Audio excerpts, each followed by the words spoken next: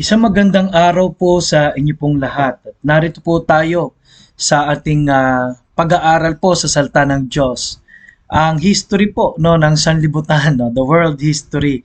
Itinuro po namin to sa mga academy students at medyo malawak-lawak po pero maikli lang, no. History po, no. Genesis 1:1. Ano po ang sabi po sa Genesis 1:1? No, siguro alam niyo na po ito, no? Nang pasimula, nilikha ng Diyos ang langit at lupa. Alam niyo po, napakahalaga po na maintindihan natin na ang mundo po ay nagsimula po sa Diyos. Ano po? Kasi po kung hindi sa Diyos, may tatlong bagay. Number one, wala na tayong takot sa mas nakataas sa atin. Number two, walang halaga sa atin ang mga pamantayan ng Biblia at walang spiritual na mga bagay, no? Kaya po yung paniniwala na ang tao po ay nilikha ng Diyos, may kaluluwa, ay napakahalaga ano po. At yung sinabi rin ng Diyos na nilikha niya sa 7 araw ang lahat ay napakahalaga po kung bakit meron po tayo isang linggo, ano po. At kung bakit po yung history ng mundo, totoo yung mga prophecy, yung mga nangyari na, yung mga mangyayari pa, lahat po yan ay napakahalaga para po ating kilalanin ano po, na meron talagang makapangyarihang Diyos. Ano po? Kaya God created the world. Nilikha ng Diyos ang sanlibutan. Siya po ang author at director po ng paglikha at pagpapatuloy nito. Actually, yung araw ngayon, nung isang araw sa California, ang dami pong nasira, ano, yung mga cellphone signal nasira dahil gawa nung ibinuga ng araw na radiation. Ano po? Kaya ibig sabihin talagang kung hindi ho kontrolado ng Diyos, ay talaga pong ang mundo po natin ay lubhang mapapahamak. Ano po? At ang tao po ay hindi po Diyos. Ano po, katulad ng ibang mga tao, pinaniniwalaan sila na ang Diyos, no? At tayo po ay nilikha at ang Diyos ay mas angat sa atin, sa karunungan at sa lahat ng bagay. Tayo ay nilikha at tayo may responsibilidad na luwalhatiin siya. Colossians 1:16. At alam niyo po, ang second part of the history is nagkasala ang tao. Siguro lagi niyo na itong naririnig, no? But kung pag-uusapan natin ang history ng bawat bansa, isa lang po pumapatak, ano, bukod sa bansang Israel, ang tao po ay pinili ng Diyos maging isang halimbawang nasyon, yung Israel, para sa isang grupo ng mga taong ang Diyos ang siyang nangunguna. Ano po? Na ang Diyos ang siyang pumapatnubay. Okay.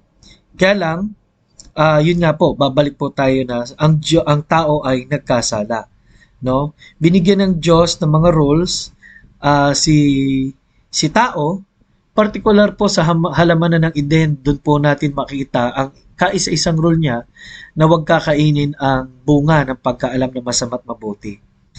At tayo, may mga rules din tayo sa ating bansa ngayon, ano? No? Ibig sabihin po, God is the author of all rules. Kaya lang tao po ay pinili yung gusto niya, nagkasala, at yun na nga po ang mga sumunod na pangyayari. No, ang tao po ay patuloy na naging matigas ang puso sa harapan ng Diyos. Romans 3:10-12. So, ang kasalanan ay pumasok sa pamagitan ng isang tao, ang tao ay nagrebelde, at ang kabayaran ng kasalanan ay kamatayan. At hindi po nagulat ang Diyos dito because of His foreknowledge. Ipinakikita po ng Bible na alam niya ng Diyos. Ano po? At kaya dahil doon, noon pa man ay gumawa na ang Diyos ng paraan. Jesus came. Ano po? Dumating si Jesus. At pag pinagbasa nyo po ang 1 Corinthians 15:3-4, pag inyo pong pinag-aralan yan, ay ang plano po ay mamatay si Jesus. Hindi lang po ipanganak. Buhay na bumuli. Siya'y banal. At ang kapatawaran ay mangyayari dahil meron ng nagbayad. Ano po? So, ano po ang significance po nito? No, number one po, gumawa na ng paraan ng Diyos at ang tao na lang po ay simpleng kailangan sumampalataya at humingi ng tawad sa Kanya. Ano po? Isa pa pong part ng history na darating muli ang Panginoon sa 1 Thessalonians 4:16-17. Lahat ng ligtas, lahat ng nangamatay, lahat ng nangabuhay ay kukunin din ng Panginoon. Ano po? At sa pagtunog yun ng trumpeta. Ano po? At kung sakali man po, no, na sabi ng Revelation 20:14 and 15, sino mang dinatagpuan sa aklat ng buhay ay ibubulid sa dagat-dagatang apoy, no? Kaya nandoon po yung kapahamakan sa lawa ng apoy, ang impyerno. Mas pinalawak pa, no? Sabi ng Bible ay yung impyerno at kamatayan ay nilagay sa kanya. Mas malaki ang lawa ng apoy na ito. So, ang ang pagbabalik po ng Panginoon ay nagsasabing ang history ay meron talaga magiging tuldok, no? At not only life kundi history will end, no? Pero ang pinamahalaga po, kaya ang pagtatapos po nito hindi tunay na pagtatapos kasi may history pa sa langit, no?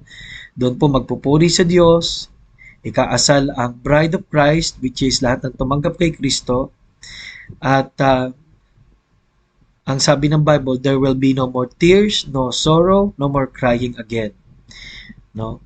Kasi po gagawa siya ng panibagong langit at lupa. Ano po kasi yung mundo po ay alam nyo, pasira ng pasira at dahil po yun sa kasakiman at kasalanan ng tao.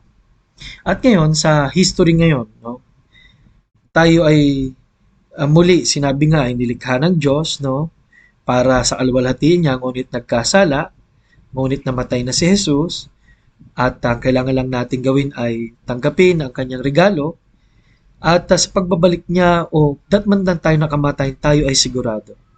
At ang sabi po ng Bible, tayo po ay binigyan ng pagkakataon na tayo po ay sa desisyon po na to ay makapiling siya magpakailanman kasama ang ating mga mahal sa buhay na nauna.